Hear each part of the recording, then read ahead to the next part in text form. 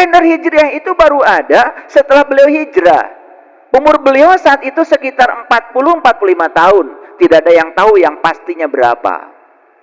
Tapi saat beliau lahir, belum ada kalender Hijriah. Kenapa orang tahu sekarang? Kalau beliau lahir 12 Rabiul Awal. Angka 12 itu angka keramat di Quran. Nabi Musa memukul batu, terpancar 12 mata air. Ya? Maka di Bani Israel ada 12 pemimpin. Diabadikan dalam Quran surat Al-Maidah ayat 12-13. Angka 12 itu angka keramat. Saya terkagum-kagum dulu ya ketika mulai belajar ilmu meniti ke dalam diri. Ternyata ya, huruf ya yang membangun kalimat asyhadu alla ilaha illallah itu 12.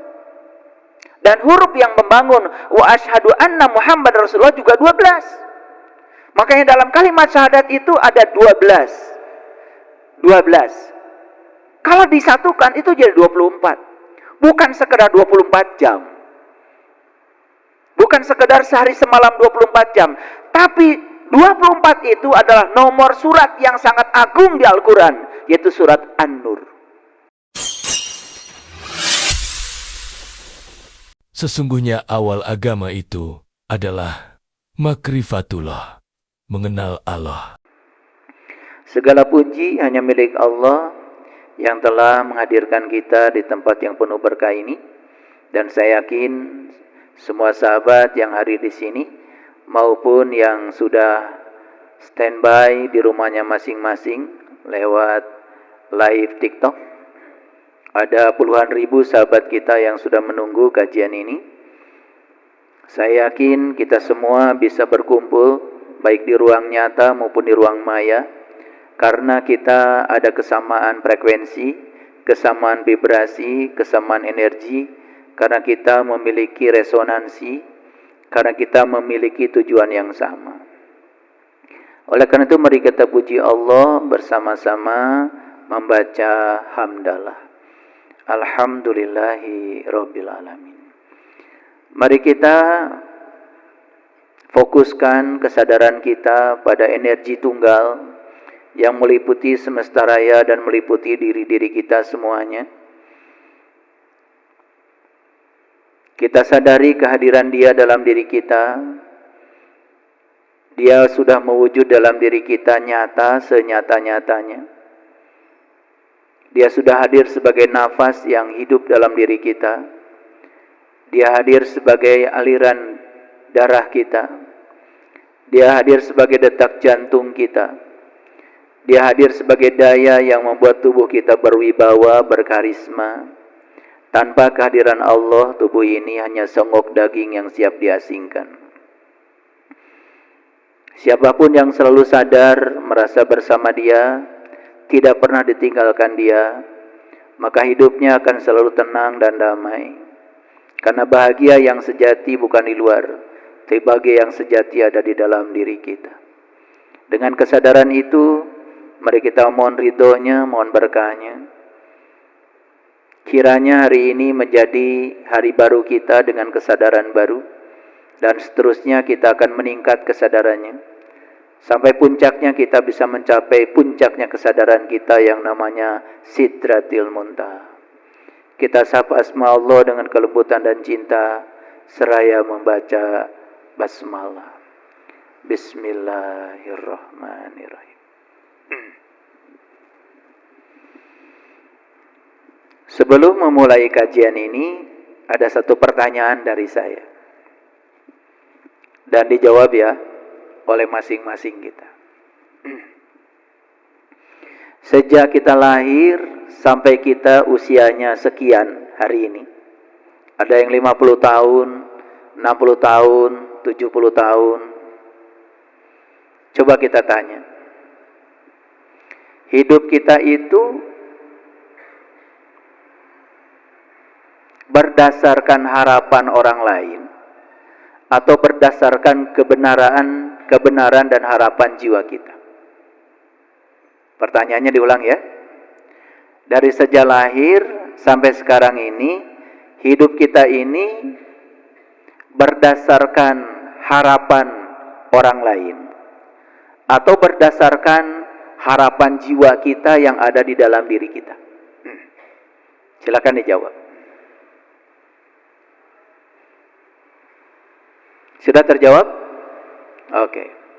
Kalau belum mengerti pertanyaan ini, nanti saya akan elaborasi lebih dalam lagi. Sejak kita lahir ke alam dunia ini, kan sudah ada ayah ibu kita, sudah ada kakak-kakak kita, sudah ada nenek kakek kita, sudah ada madrasah, sudah ada sekolahan, sudah ada pondok pesantren, sudah ada lembaga-lembaga pendidikan dengan segala kurikulumnya. Jangan-jangan saat kita datang ke dunia ini, kita sudah membawa skrip kita sendiri. Tetapi yang terjadi, hidup kita mengikuti skrip yang datang dari orang lain.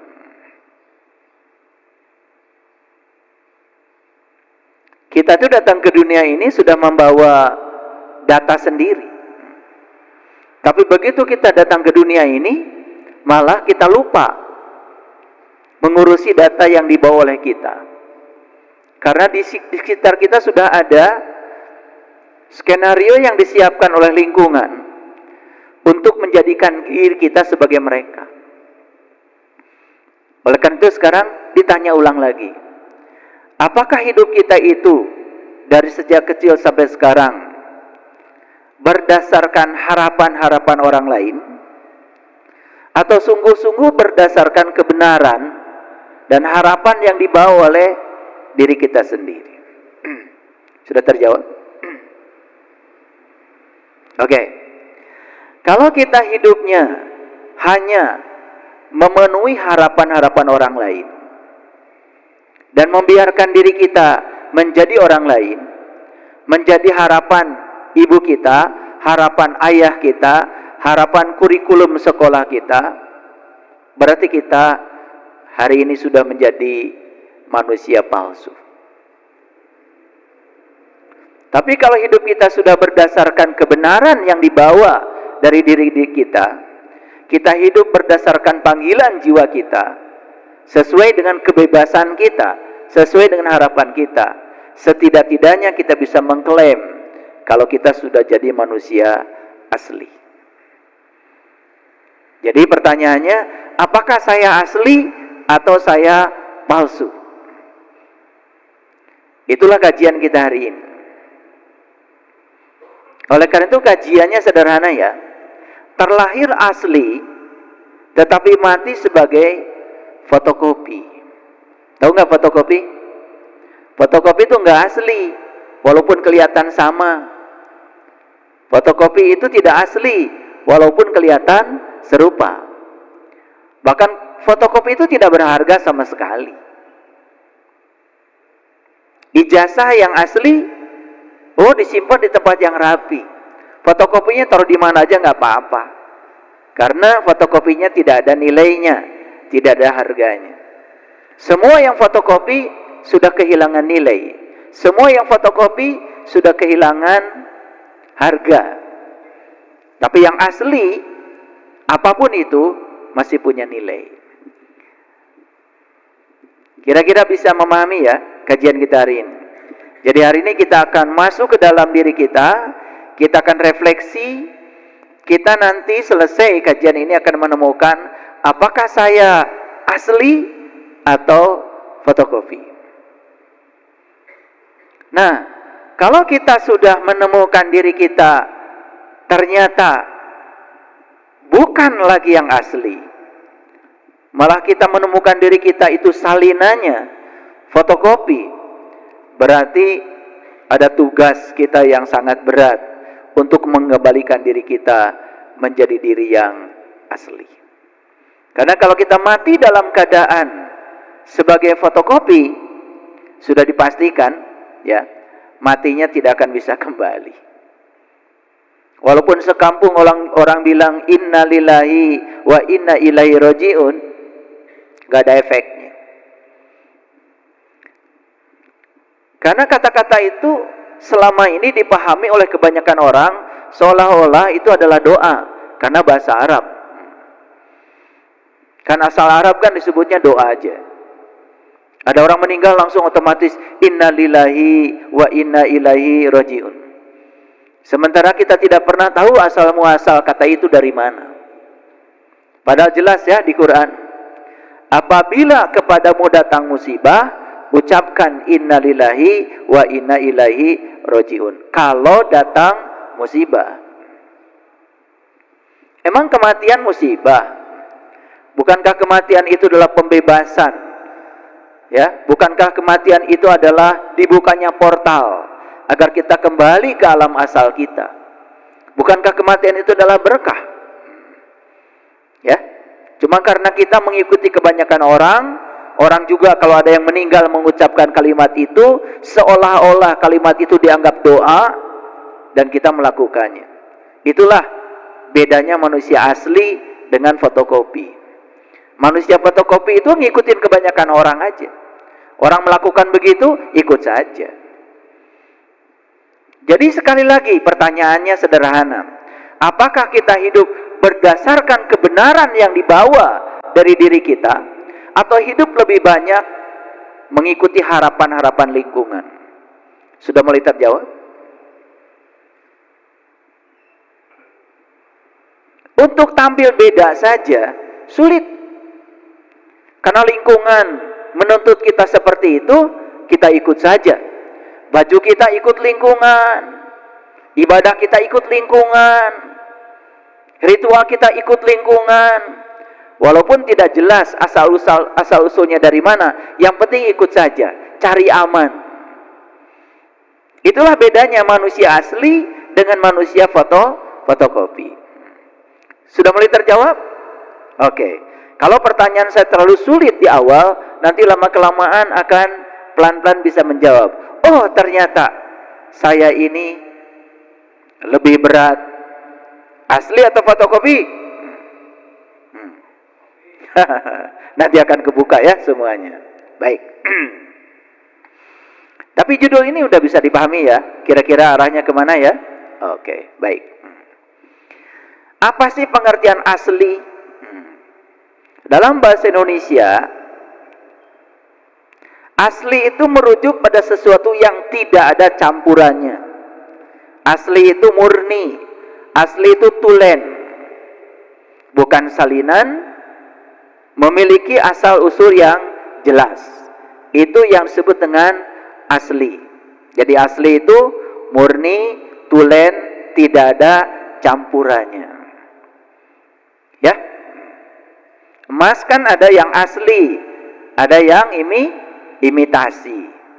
Jadi yang imitasi itu kan bukan emas, tapi pura-pura emas.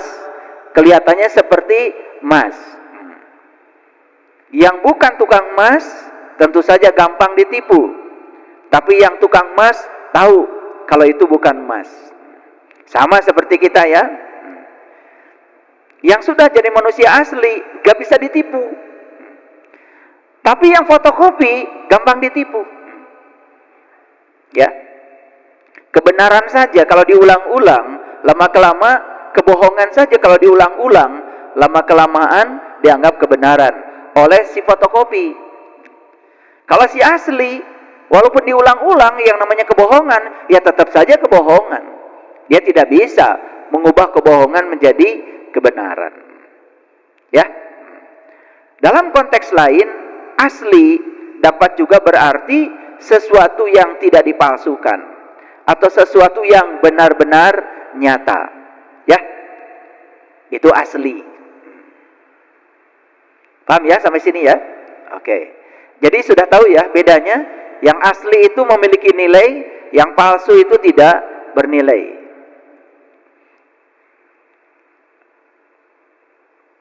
Kita lanjut. Pengertian asli yang lain adalah murni atau tulen. Ya, contohnya emas asli. Berarti emasnya tidak dicampur dengan logam lain. Ya toh? Itu.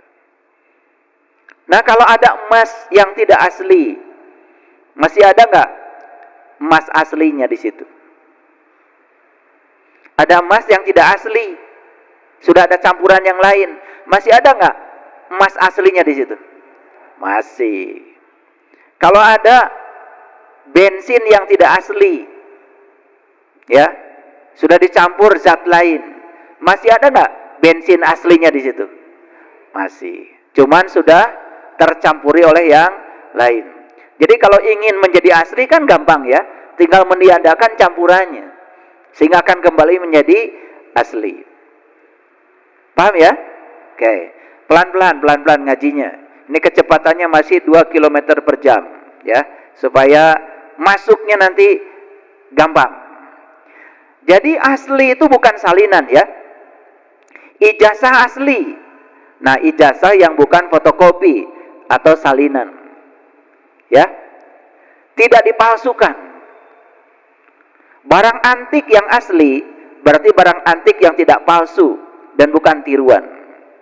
Nah, sekarang ini kan ada istilah KW ya. KW1, KW2, gitu? Iya.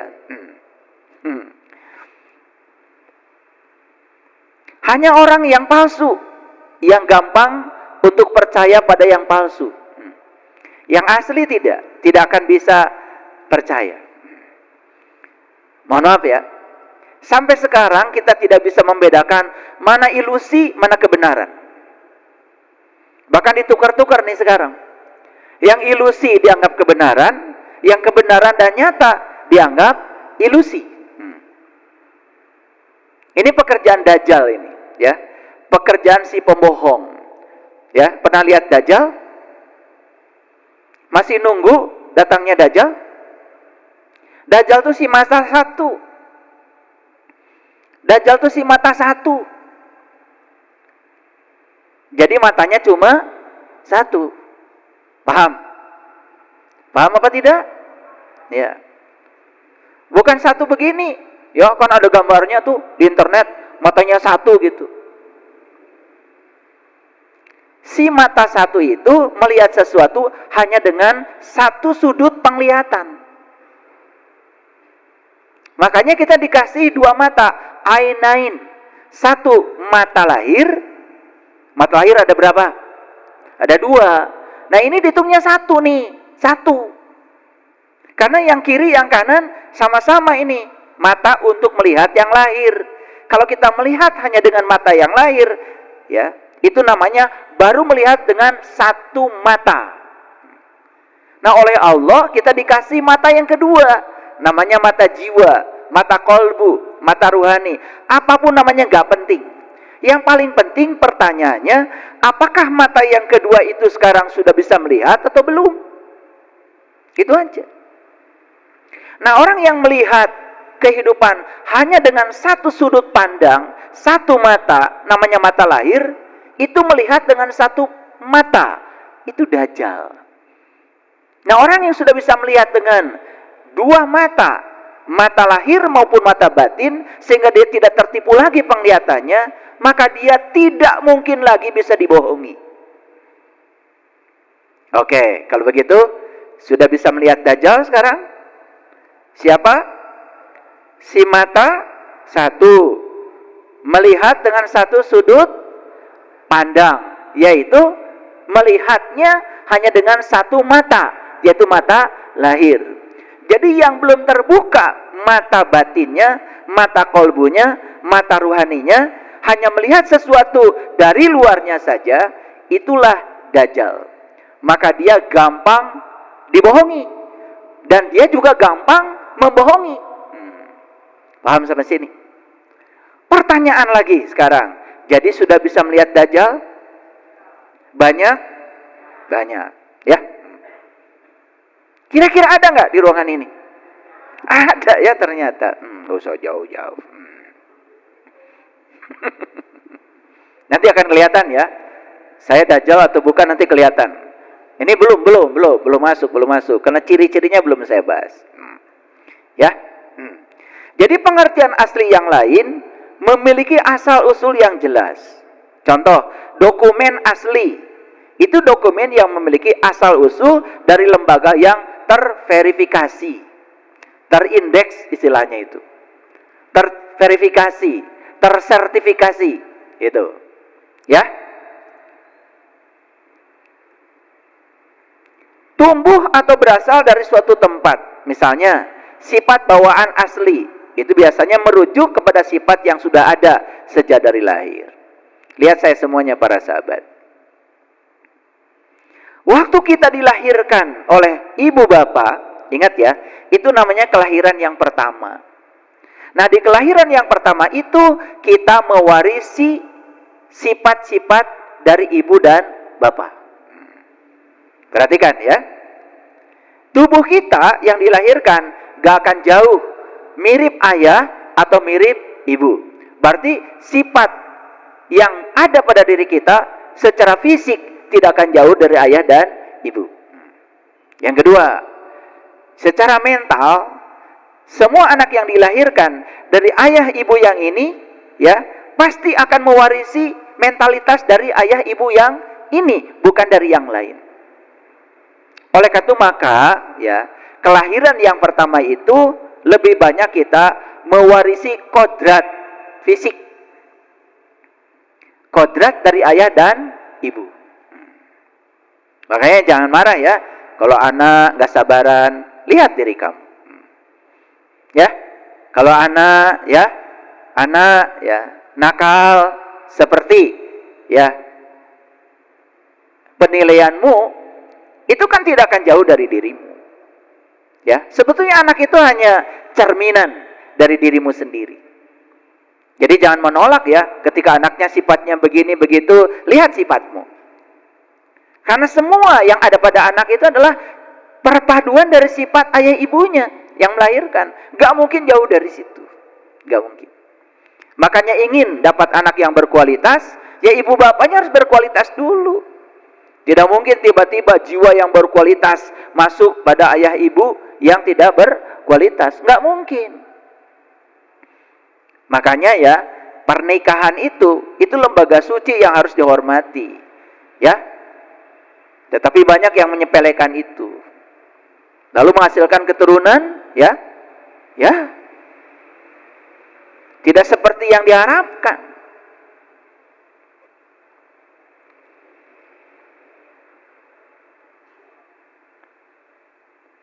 Nah, oleh karena itu maka setiap manusia kalau ingin menjadi manusia yang asli, maka dia harus mengalami kelahiran yang kedua. Makanya dalam tradisi leluhur kita di Nusantara ada Eka Jati, ada Dewi Jati.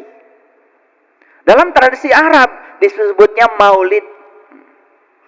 Jadi Maulid itu dipahami oleh orang Islam kebanyakan itu adalah hari kelahirannya Nabi Muhammad. Dan kita peringati terus-menerus. Ya, Nabi Muhammad sudah mengalami kelahiran yang kedua sehingga beliau mencapai pencerahan. Nah, kita kapan mau mengikuti beliau agar kita juga bisa maulid mengalami kelahiran yang kedua? Makanya maulid itu kan Rabiul Awal, 12 Rabiul Awal. Apakah saat Nabi Muhammad lahir saat itu sudah ada kalender Hijriah? Jawab dong. Kalender Hijriah itu baru ada setelah beliau hijrah. Umur beliau saat itu sekitar 40-45 tahun. Tidak ada yang tahu yang pastinya berapa. Tapi saat beliau lahir, belum ada kalender Hijriah. Kenapa orang tahu sekarang? Kalau beliau lahir 12 Rabiul Awal. Angka 12 itu angka keramat di Quran. Nabi Musa memukul batu, terpancar 12 mata air. Ya? Maka di Bani Israel ada 12 pemimpin. Diabadikan dalam Quran surat Al-Maidah ayat 12-13. Angka 12 itu angka keramat. Saya terkagum-kagum dulu ya ketika mulai belajar ilmu meniti ke dalam diri. Ternyata ya, huruf ya yang membangun kalimat asyhadu alla ilaha illallah itu 12. Dan huruf yang membangun wa asyhadu anna Muhammad Rasulullah juga 12. Makanya dalam kalimat syahadat itu ada 12. Kalau disatukan itu jadi 24. Bukan sekedar 24 jam. Bukan sekedar sehari semalam 24 jam. Tapi 24 itu adalah nomor surat yang sangat agung di Al-Quran. Yaitu surat An-Nur. Dan ternyata surat An-Nur itu ketika disimpulkan adanya di Quran surat An-Nur ayat 35. Disitulah ada cerita tentang Mishkatul Anwar. Makanya Imam Al-Ghazali di penghujung kehidupannya, di penghujung perjalanan spiritualnya, menulis satu kitab yang sangat penting. Nama kitabnya Mishkatul Anwar. Isi kitabnya adalah membahas Quran surat An-Nur, surat ke-24 ayat 35, satu ayat saja. Bukan satu surat, satu ayat saja dalam satu kitab, 5 bab itu. Sampai puncaknya kita bisa membedakan mana cahaya majasi, mana cahaya yang sejati, mana yang disebut dengan nur ala nurin. Nah, siapa yang sudah sampai di pengalaman itu, maka dia sudah mencapai pencerahan. Dan orang akan sampai di pengalaman itu kalau sudah mengalami yang namanya Dwijati, Maulid. Makanya Maulid itu Rabiul Awal. Apa artinya Rabiul Awal? Rabiul Awal adalah awal mengenal Rob. Jadi Rabiul Awal itu awal mengenal Rob. Makanya 12 itu simbolik dari 1 dan 2. 1 itu adalah hamba, 2 itu Allah dan Rasulnya. Maka siapa yang sudah bisa bersahadat, si hamba ini yang satu, pada Allah dan Rasulnya secara hakikat, dengan sahadat yang sebenar-benarnya, sahadat sejati namanya, syahadatain namanya. Kalau orang Cirebon bilangnya sakaten, itu dari syahadatain. Hamba sudah bisa menemukan Allah, hamba sudah menemukan Rasulnya di dalam dirinya secara hakikat. Itulah yang disebut dengan awal mengenal Tuhan. Itu yang disebut dengan Maulid. Apa yang terjadi dengan kita selama ini? Bikin panggung, mengundang penceramah, yang ceramah entah tahu yang dibicarakan apa. Yang penting sudah ikut peringatan. Kapan kita mau menjadi pelakunya? Kapan kita menjadi learning to be? Kapan kita menjadi diri kita? Kapan kita bisa mengalami pengalaman itu? Saya tidak menjadi anti dengan peringatan Maulid. Itu juga menjunjung tinggi, yang menghormati kelahiran beliau. Tetapi jauh melampaui itu semua, kita harus mengalami pengalaman itu sendiri. Kita harus mengalami Rabiul Awal, awal mengenal Rob. Karena pada dasarnya setiap manusia awalnya mengenal Tuhan. Dan sekarang manusia menjadi tidak mengenal Tuhan. Karena apa? Karena sudah menjadi diri palsu, sudah menjadi diri yang fotokopi, kehilangan identitas aslinya. Dan kalau kita mati dalam keadaan tidak kembali pada identitas asli kita sebagai manusia asli, saya jamin matinya tidak akan kembali. Nanti kita buktikan ayat-ayatnya. Kira-kira mengerti sampai di sini? Prolognya udah mulai masuk? Oke, ya. Pelan-pelan ya, pelan-pelan. Baik, kita masuk sekarang lebih dalam.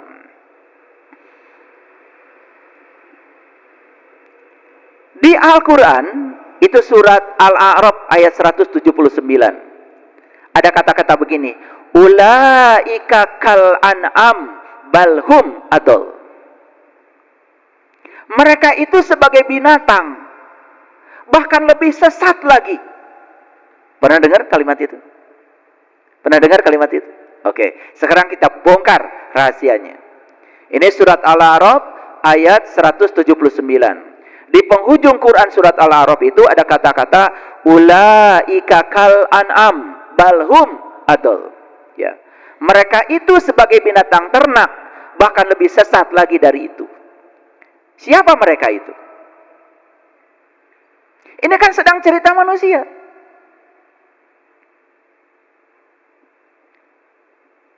Wujudnya manusia, seperti manusia, tetapi hakikatnya dalam pandangan Allah, dia bukan manusia. Ulaika kal an'am. Dia itu laksana binatang ternak. Balhum adol. Bahkan lebih sesat dari itu. Saya pernah mengalami satu pengalaman ketika saya sedang berada di Masjidil Haram. Tapi boleh percaya, boleh tidak. Karena ini pengalaman pribadi. Karena perjalanan meniti ke dalam diri itu sangat pribadi. Sangat pribadi. Oleh karena itu tidak boleh ada orang lain yang menjustifikasi. Tidak boleh ada orang yang menghukumi perjalanan spiritual setiap orang. Sangat pribadi. Makanya kenapa Allah mengatakan di dalam Al-Quran, hanya Allah yang berhak mengatakan ini sesat, ini tidak sesat. Hanya Allah. Tidak ada satu lembaga pun di dunia ini yang diberi izin untuk itu. Karena perjalanan spiritual sangat pribadi. Inna rabbaka huwa a'lamu biman dhalla an sabilihi. Sesungguhnya hanya Tuhanmu yang tahu siapa yang tersesat di jalannya dan siapa yang dapat petunjuk. Manusia yang lain selain itu tidak ada yang tahu. Oleh karena itu kalau ada manusia yang berani mengatakan sesat tidak sesat, sesat tidak sesat, menghukumi manusia yang lain, dia sudah mengambil haknya Tuhan. Bohong kalau dia bilang petunjuknya Al-Quran. Bohong itu. Makanya belajar agama itu jangan mudah tertipu. Agama itu akal loh. Dan belajar agama itu harus menggunakan akal. Ulangi. Ulaika kal an'am balhum adol. Mereka itu laksana binatang ternak, bahkan lebih sesat lagi. Ulaika humul ghafilun. Mereka itu adalah orang-orang yang lupa. Ghafilun itu lupa. Lupa pada apa? Lupa pada dirinya yang asli. Karena dia sudah dibungkus oleh kepalsuan. Bapak Ibu, kalau sekarang Bapak Ibu sadar saja, oh ternyata saya ini palsu. Saya hidup lebih banyak di jalan orang daripada di jalan pribadi saya. Selebih banyak hidup cari aman, biar bersama dengan orang. Dan saya takut berbeda dengan orang lain. Tidak mau tampil beda. Walaupun itu benar, berarti kita sudah jadi manusia palsu. Manusia fotokopi. Tapi sadar bahwa saya adalah fotokopi, bagus. Itu namanya awal kebangkitan spiritual. Karena dari situ kita akan bisa membongkar semua ilusi-ilusi yang telah mengendalikan kehidupan kita. Kita bisa membongkar semua topeng-topeng yang membungkus diri kita.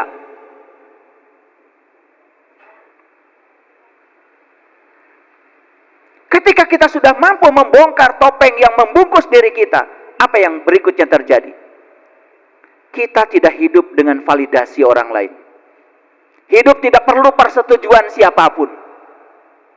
Hidup sudah bebas. Dari apa? Dari kemerdekaan dan kebenaran yang ada pada jiwa kita. Hidup berdasarkan panggilan jiwa, bukan hidup berdasarkan panggilan orang lain. Bayangkan anak kita baru lahir ke dunia ditanya, nanti kalau sudah besar mau jadi apa? Selalu ya, jadi dokter, jadi insinyur. Seolah-olah mereka harus seperti itu, seperti yang dimau oleh orang tua. Bukan jadi dirinya sendiri. Dan kita arahkan, kita program pikiran mereka seperti yang kita mau. Dan sukses bukan menjadi dirinya sendiri, tapi sukses ketika mereka menjadi seperti yang orang tua mau. Lalu mereka bekerja di tempat yang mereka tidak suka. Berpura-pura suka. Berpura-pura sibuk. Berpura-pura senang. Tapi mereka semua telah menjadi manusia palsu. Padahal mereka tidak bekerja di bidang yang mereka suka. Mohon maaf Bapak Ibu. Saya dosen. Dulu. Sekarang sudah berhenti.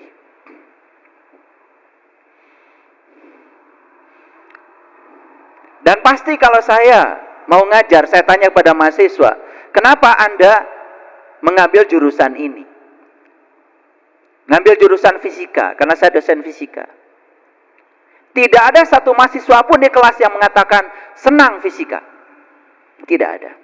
Tetapi mereka mengambil jurusan fisika, bunuh diri itu. Begitu saya tanya, kenapa kamu ada jurusan ini? Karena orang tua mau.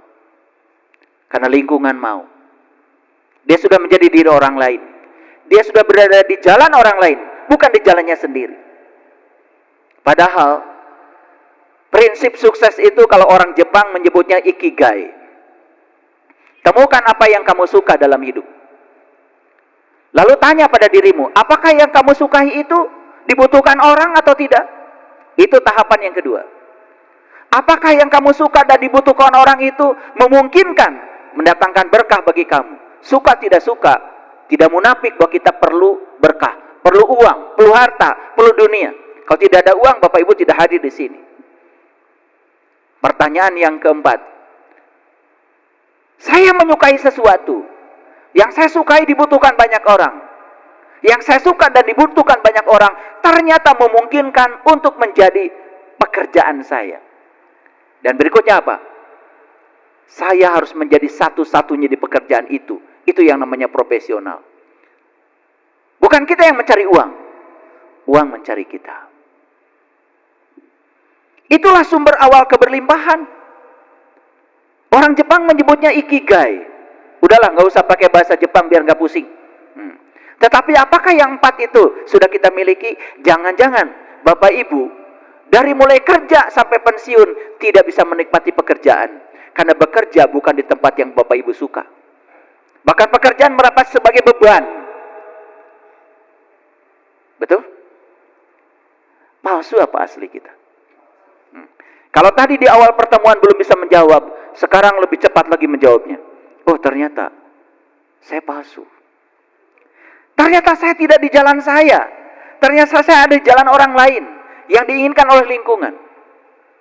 Jujur Bapak Ibu. Bapak Ibu agamanya apa? Oh, Islam ya, Islam. Oke. Salat ya? Salat ya? Salat. Saya mau nanya. Bapak Ibu salat karena digerakkan oleh kesadaran ingin salat atau malu kalau tidak salat? Jujur. Yang mana? Malu kalau tidak sholat, takut disebut kafir, takut disebut bukan muslim, begitu? Berarti Bapak Ibu palsu. Yang asli itu digerakkan oleh dirinya dari dalam. Dia sholat karena tahu siapa yang disembahnya, apa yang harus diingatnya. Gerakan-gerakan sholat juga dia tahu maknanya, tahu manfaatnya buat dirinya, baik secara medis maupun secara spiritual. Dia sholat karena ada kesadaran untuk melakukannya dari dalam, bukan karena tuntutan orang lain, bukan karena justifikasi orang lain. Kalau kita sholat karena takut divalidasi orang lain, saya tidak soleh, kita sudah jadi diri palsu. Mau sampai kapan kita melakukan segala sesuatu dikendalikan oleh tekanan-tekanan dari luar? Saya mau jujur, mau tanya, Bapak Ibu melakukan apa-apa dalam kehidupan sehari-hari, apakah berdasarkan kesadaran dari dalam atau tekanan dari luar, tekanan dari lingkungan, harus begini, harus begitu? Jujur. Berdasarkan mana? Berani tampil beda? Kan itu benar? Sampai sekarang belum berani, takut dibilang ini, dibilang itu oleh orang lain. Berarti kita tidak asli, kita palsu. Berdasarkan kajian saya ini nanti kita akan tahu berapa persen yang palsu di semesta ini. Dan bumi sekarang ini tidak membutuhkan manusia palsu. Bumi sedang menunggu kelahiran manusia-manusia yang asli. Oke, sekarang saya lanjutkan dulu. Jadi ada manusia, kata Allah, itu seperti manusia, padahal bukan. Ulaika kal an'am, mereka ini seperti binatang, balhum adol, bahkan lebih hina dari binatang. Kenapa lebih hina? Kita kan sering mengatakan seolah-olah kita ini lebih mulia dari mereka. Betul nggak? Jangan dengan binatang deh, bandingkan kita dengan pohon saja. Lihat itu pohon pisang. Pernah lihat pohon pisang? Oke. Dari kecil dia tumbuh sampai besar. Setelah besar dia mengeluarkan jantung. Tumbuh jantungnya merekah. Akhirnya mengeluarkan pisang kecil-kecil, masih baby. Sampai pohonnya itu miring, menahan buah pisang itu. Lagi hamil dengan buah pisang itu. Buah pisang itu kemudian menua. Dan setelah menua, apa yang terjadi? Dia persembahkan semua buah pisang itu buat manusia. Dan sampai sekarang tidak ada kejadian pohon pisang memakan satu buah pisang pun. Dan setelah mempersembahkan semua karyanya itu pada manusia, dia mati pohon pisang itu. Dan setelah mati, sama sekali tidak memikirkan tempat istimewa setelah kematiannya. Tidak pohon pisang itu.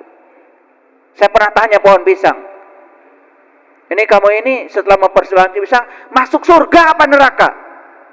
Gak jawab pohon pisang. Beda dengan manusia. Tumbuh besar, memiliki harta, digenggamnya habis-habisan. Orang lain susah, gak peduli. Ini milikku, ini punyaku. Semua untuk dipersembahkan kesenanganku. Setelah mati, memikirkan tempat istimewa. Padahal selama hidupnya tidak ada yang istimewa dari kehidupannya. Orang lain susah pun dia tidak peduli. Muliaan mana kalian dengan pohon pisang? Muliaan mana? Saya tidak menjadi alergi ketika manusia mengatakan dirinya lebih istimewa dari semua yang ada di alam semesta ini. Tapi tunjukkan keistimewaan Anda di mana? Tunjukkan kemuliaan Anda di mana? Bahkan banyak orang tidak peduli kepada makhluk lain, tidak peduli pada pohon. Saya pernah menyaksikan di Bali, ada orang bule yang datang ke Bali hanya untuk menolong anjing-anjing yang liar. Jadi dia bawa uang dari Bali, dia dikumpulkan anjing-anjing liar itu, dia sewa rumah hanya untuk membuat anjing liar itu terpelihara. Itu aja setiap hari yang dia lakukan. Saya aja berpikir, belum tentu saya bisa melakukan seperti itu. Kalau sama anjing aja pedulinya begitu luar biasa, apalagi sama manusia yang lain. Cinta kasihnya begitu luar biasa. Saya teringat ada sebuah cerita dalam sebuah hadis. Saat itu ada seorang sahabat melaporkan kejadian seperti ini pada Rasulullah. Ada seorang sahabat melihat anjing yang sedang berputar-putar karena kehausan. Dan kemudian ada seorang sahabat mengambil terompahnya dan mengambil air itu. Dan kemudian memberi minum air itu hanya satu anjing. Kata Nabi, min ahlil jannah, di ahli surga. Kebayang tuh orang bule yang di Bali itu. Ahli apa ya? Cinta kasihnya begitu luar biasa. Ada saudara-saudara saya di Australia, ya, cerita sama saya, bahkan ada seseorang yang pergi bertamasya, dia lupa anjingnya terkurung di rumahnya. Itu aja bisa berurusan dengan hukum. Di negara beradab seperti itu. Ya, kita kucing datang ditendang, anjing datang ditendang. Sekalipun kasih makan, kasihlah tulangnya. Betul enggak? Ya. Betul apa tidak?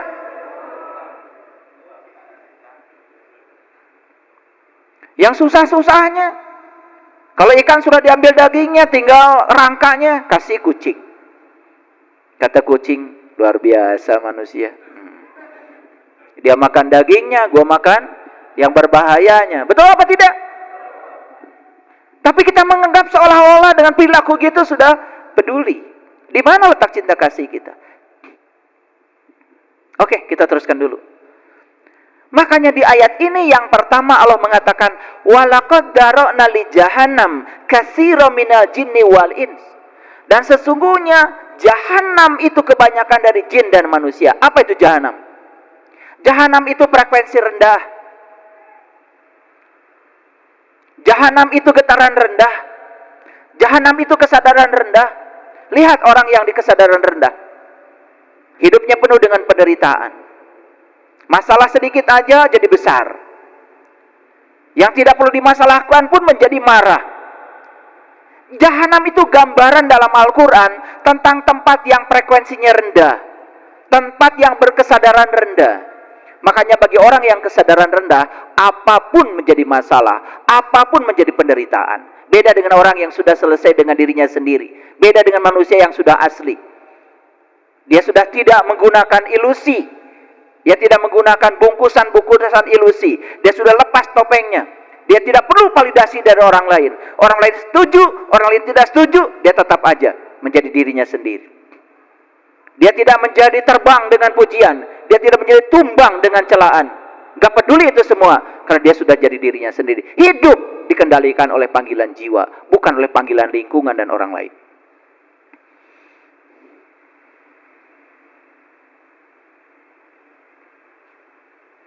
Makanya Quran mengatakan walaqad darana li jahannam katsiran minal jinni wal ins lahum qulub la yafqahuna biha. Perhatikan para sahabat, kata-kata yang sangat jenius dalam Al-Qur'an. Perhatikan. Saya bongkar isinya ya supaya mengerti semuanya. Dan sesungguhnya jahanam itu kebanyakan dari jin dan manusia. Jadi sebetulnya kebanyakan manusia itu berada di frekuensi rendah. Siapa itu? Yang sudah kehilangan identitas aslinya. Yang membiarkan dirinya ya dikendalikan oleh segala faktor eksternal. Lihat itu, coba. Barangkali Bapak Ibu yang ada di sini bahagia saja bergantung pada orang lain. Orang lain baik sama kita bahagia, orang lain tidak baik sama kita, kita menderita, begitu? Mau sampai kapan kita hidup seperti itu? Terus diombang-ambing oleh faktor eksternal.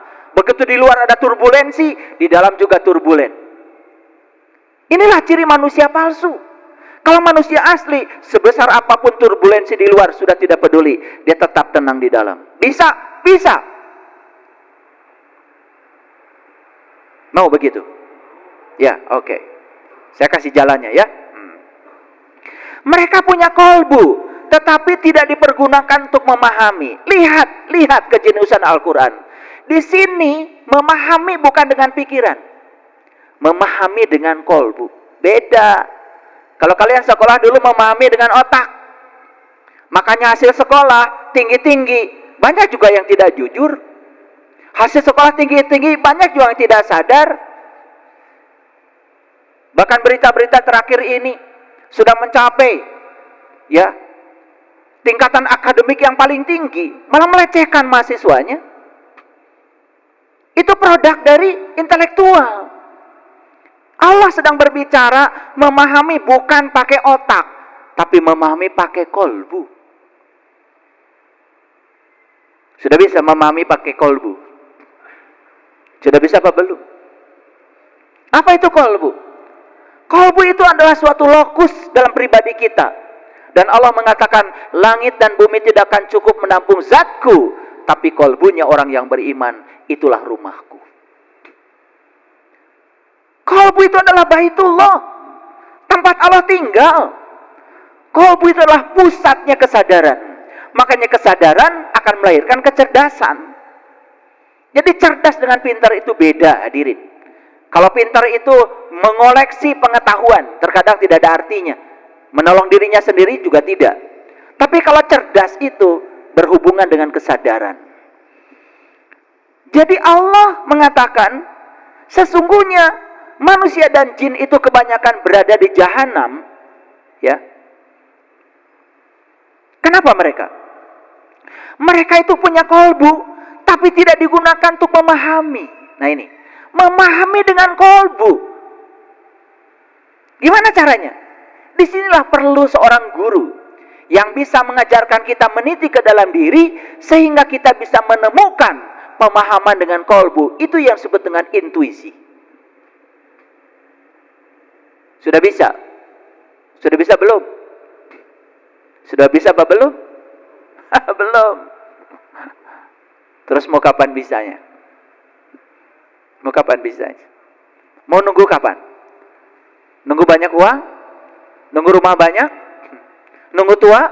Nunggu pensiun? Siapa yang bisa menjamin kalau usianya sampai pensiun? Itu. Sekarang Bapak Ibu. Sekarang. Tidak boleh ditunda lagi. Orang sombong yang mengatakan besok masih ada waktu. Dan kita senang sekali menunda sesuatu. Apalagi yang penting. Mereka mempunyai mata, tetapi tidak dipergunakan untuk melihat. Coba kalimat ini sederhana. Ya. Walahum a'yunul la yubshiruna biha. Coba perhatikan. Mereka punya mata, tetapi tidak digunakan untuk melihat. Coba saya sekarang tanya. Bapak Ibu sekarang punya mata? Punya. Digunakan untuk melihat? Kan digunakan. Bisa melihat saya sekarang? Bisa. Sekali lagi. Punya mata? Punya. Bisa lihat saya? Kan digunakan itu. Sedangkan ayat ini mengatakan mereka punya mata, tapi tidak digunakan untuk melihat. Kira-kira cerita mata yang mana? Nah, sekarang pertanyaan diganti oleh saya. Bapak Ibu punya mata lahir? Punya. Bisa lihat saya? Dan udah digunakan. Yang dibicarakan di ayat ini adalah mereka punya mata, tetapi tidak digunakan. Mata yang mana kira-kira? Mata lahir atau mata batin? Oke, sekarang saya tanya. Apakah Bapak Ibu punya mata jiwa?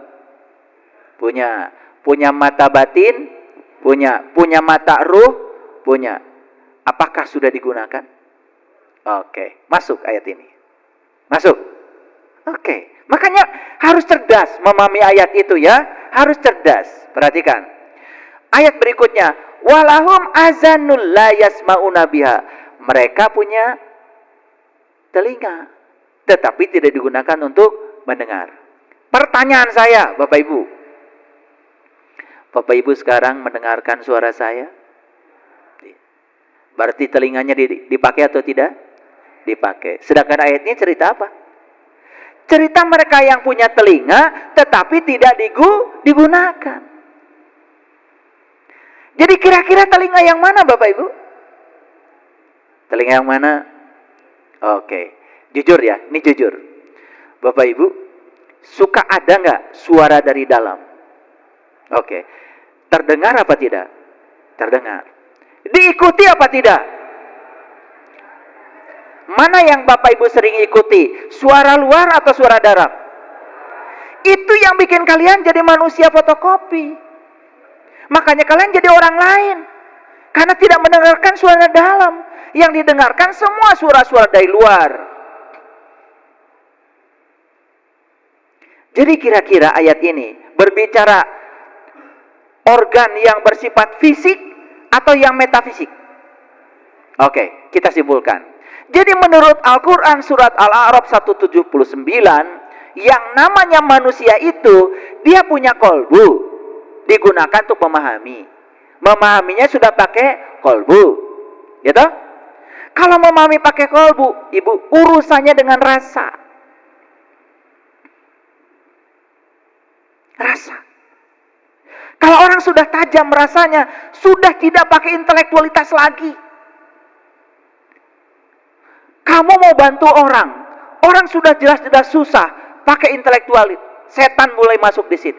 Enak aja. Duit saya. Nanti kebiasaan kalau saya tolong. Tuh. Yuwaswisu fi sudur. Kesadaran kita digoncangkan oleh yuwaswisu. Dari mana? Itu dari pikiran palsu. Tetapi kalau rasa yang sudah tajam, sudah tidak memikirkan lagi intelektualitas. Begitu tahu orang perlu dibantu, bantu. Lampaui semua intelektualitas. Lampaui semua logika. Itulah namanya memahami dengan kolbu. Sudah begitu belum? Bapak Ibu memahami Al-Quran dengan kolbu atau dengan pikiran? Silahkan pahami Quran dengan pikiran. Gak akan sampai. Semua ayat-ayat mutasabihat gak akan ngerti. Kenapa? Di Quran jelas sekali. Tidak ada yang bisa mengerti ayat mutasabihat kecuali orang yang diberi ilmu pengetahuan. Siapa itu? Mereka yang sudah bisa memahami dengan kolbu. Yang kolbunya sudah terang benderang. Yang kolbunya sudah terbuka. Karena Quran bukan bahasa Arab. Quran itu bahasa Arab. Quran itu bahasa Tuhan. Karena Quran bahasa Tuhan harus dekat-dekat dengan yang memilikinya. Yuk kita simpulkan sekarang. Apakah kita punya kolbu? Punya. Apakah kita sudah memahami dengan kolbu? Oke. Apakah kita punya penglihatan kolbu? Punya. Apakah kita sudah melihat dengan penglihatan kolbu? Oke, gak perlu dijawab. Dalam hati aja. Apakah kita punya pendengaran kolbu? Punya. Apakah kita sudah mendengar dengan pendengaran kolbu? Katanya tadi yang lebih banyak didengar yang dari luar. Yang ada teriakan, yang ada kemarahan, yang ada emosi. Itu yang didengar. Makin sering mendengar yang di luar, makin sayup-sayup yang di dalam. Nyaris tidak terdengar lagi. Itu yang membuat kita menjadi sangat budak untuk tidak bisa mendengar yang di dalam. Nah, manusia yang punya kolbu tapi tidak digunakan memahami, manusia yang punya kolbu tetapi tidak digunakan untuk melihat, manusia yang punya kolbu tidak digunakan untuk mendengar. Kata Quran, ulaika kal an'am. Mereka itu laksana binatang, balhum adol, bahkan lebih adol dari binatang. Terpaksa harus pakai bahasa Garut ini. Biar lebih masuk rasanya ya.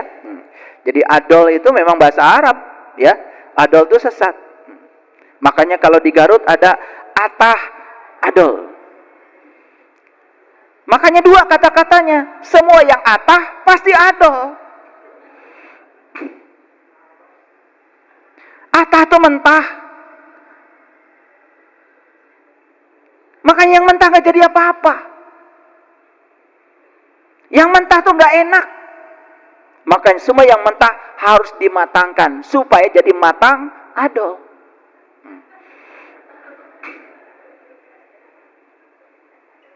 Oke, sampai sini ngerti? Banyak gak kira-kira manusia yang menurut Allah ulaika kal an'am? Jadi wujudnya seperti manusia, tetapi dalamnya kayak serigala. Coba lihat sekarang. Banyak manusia yang berakhlak serigala. Ibunya dibunuh, ayahnya dibunuh, anaknya dibunuh. Anak lahir dikasih karung, dibunuh, diasingkan. Hanya untuk dibilang terhormat oleh masyarakat. Banyak kayak gitu. Oke, sudah mengerti sekarang? Itu asli apa palsu? Asli apa palsu? Oke. Jadi yang asli itu dari dalam, Ibu Bapak. Yang palsu itu dalamnya amburadul, dia coba membuat dinding seolah-olah dia di luar bagus. Itu topeng yang sangat berbahaya. Mau sampai kapan kita hidup bertopeng seperti itu? Oke, sudah mulai kebuka nih? Sudah mulai. Jadi pertanyaan saya lagi, apakah hidup kita selama ini mengikuti harapan pihak luar atau mengikuti kebenaran yang berjalan di dalam diri kita? Dan mengikuti kebenaran dalam diri itu Bapak Ibu sangat-sangat berbahaya. Seperti yang sudah saya alami. Mengikuti kebenaran dari dalam, saya harus tampil beda. Dan ketika tampil beda, di lingkungan orang yang senang sama, maka orang menjadi kaget dengan kehadiran saya. Tetapi jangan takut. Kebenaran adalah kebenaran. Walaupun matahari tidak bisa dilihat oleh orang buta. Kebenaran adalah kebenaran. Walaupun madu tidak bisa dirasakan manisnya oleh orang yang sakit. Kebenaran tetap aja kebenaran. Dan ternyata untuk menyampaikan kebenaran itu perlu keberanian untuk melawan arus. Nabi Muhammad lahir di tempat yang sangat jahiliyah. Menentang semua situasi saat itu yang sangat berbeda dengan hati nuraninya. Dapat perlawanan? Dapat perlawanan? Semua yang dapat perlawanan itu ciri kebenaran. Yang tidak ada perlawanan, palsu. Silakan Bapak Ibu. Menyampaikan sesuatu seperti kebanyakan orang, walaupun itu salah, pasti banyak yang setuju. Aman. Saya sampaikan kata Quran, surga dan neraka itu tempat di mana kamu masih bernafas. Bahkan langit dan bumi masih ada. Itu kata Quran. Surat Hud 106, 107, 108. Walaupun itu dari Quran, banyak orang yang tidak percaya. Karena otak kita sudah dibangun seolah-olah surga dan neraka itu adalah kapling yang disiapkan Tuhan. Nanti katanya, yang surga buat mereka yang baik seperti Bapak Ibu. Yang neraka katanya buat orang yang kafir. yang agamanya tidak sama seperti Bapak Ibu, begitu? Perlu belajar lagi. Makanya kata-kata David Hawkins itu sangat bagus. Neraka itu adalah kesempitan, sedangkan surga itu adalah expanded. Makanya orang yang skala frekuensi kesadarannya di bawah 200, sempit hidupnya. Tapi orang yang frekuensi kesadaran di atas 200, expanded. Selalu berkembang apapun. Makanya mohon maaf Bapak Ibu, kalau ada kata-kata yang miskin semakin miskin, yang kaya semakin kaya, itu sebetulnya adalah hukum tarik-menarik. Orang miskin, dia merasa miskin. Perasaan miskin akan menarik semua kemiskinan, tambah miskin. Orang yang kaya, dia merasa kaya. Merasa kaya itu positif. Dia akan menarik semua hal yang menakjubkan dalam hidupnya. Sebetulnya siapa yang menarik? Dirinya sendiri. Kayak nanti ya, ikut pelatihan khusus. Nanti kalau saya buka pelatihan khusus tentang berkelimpahan, ikut. Supaya tahu mekanisme semesta bekerja. Mengubah nasib itu tidak cukup buka restoran. Kalau buka restoran, pikiran dan perasaannya sudah gagal dari awal, hancur itu bisnis. Merubah nasib itu yang paling utama, rubah dulu pikiran dan perasaanmu. Dan bagaimana merubah itu? Harus merubah kesadaran. Itulah awal untuk sukses. Jadi belajar agama itu, dagang pun diajarin yang benar. Mau jadi pekerja di tempat lain, jadilah pekerja yang benar. Mau jadi PNS, jadilah PNS yang benar. Makanya kata Nabi, innamal a'malu binniat. Amal tergantung pada niat. Oke, terlalu banyak kata-kata saya, tetapi sampai di sini bisa mengerti? Oke. Jadi banyak Kak manusia seolah-olah kelihatan manusia, padahal cuman seperti manusia. Tapi kata Allah, ulaika kal an'am. Paham sampai sini? Oke. Tidak usah nunjuk orang lain, tidak usah. Mulai ke sini ya, ngaji ke sini. Namanya ngaji diri, ya, bukan ngaji orang lain, ngaji diri. Ya, kalau ngaji orang lain jadi menghujat pada orang lain. Ke sini ngaji itu ke dalam. Kebanyakan pengajian justru menghujat orang lain yang berbeda. Aneh itu, bukan pengajian.